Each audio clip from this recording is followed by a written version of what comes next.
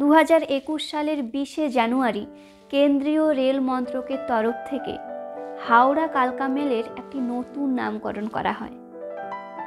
নামকরণ করা হয় ভারতবর্ষের বীর সন্তান সুভাষচন্দ্র বসুর নামে। কিন্তু কেন? এই ট্রেনের সাথে নেতাজি সুভাষচন্দ্র বসুর সম্পর্কটা ঠিক কী? আজকের পর্বে আলোচনা করব সেই কাহিনী। ঐতিহাসিকভাবে কলকাতা এবং দিল্লির মধ্যে প্রথম ট্রেন চলে 1866 খ্রিস্টাব্দে।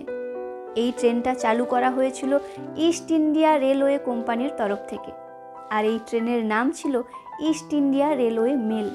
পরবর্তীকালে এই ট্রেনের যাত্রাপথ বাড়িয়ে কালকা পর্যন্ত করা হয়েছিল, কারণ ইস্ট ইন্ডিয়া কোম্পানির অফিসাররা গ্রীষ্মকালে তাঁদের গ্রীষ্মকালীন রাজধানী সিমলাতে যেতেন এই ট্রেনে করেই, আর মরশুম শেষে আবার তারা এই ট্রেন ধরেই ফিরে আসতেন।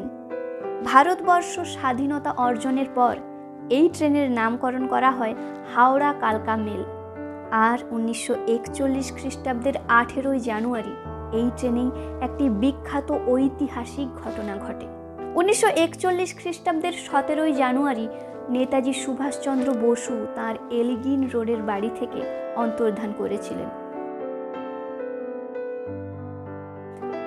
এরপর তিনি ধানবাদের কাছে বারারিতে তার ভাইপো শিশির কুমার বোসের বাড়িতে যান, আর এরপর তিনি যান বিহারের ঐতিহাসিক স্টেশন গোমোতে, আর এই গোমো থেকেই তিনি ধরেছিলেন হাওড়া কালকা মেল।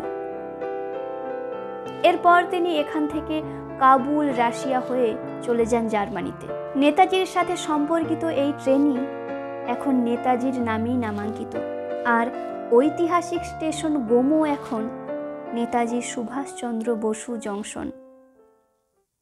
কেমন লাগলো আজকের পর্ব অবশ্যই জানাবেন, আর অবশ্যই সাবস্ক্রাইব করবেন এই চ্যানেলটিকে।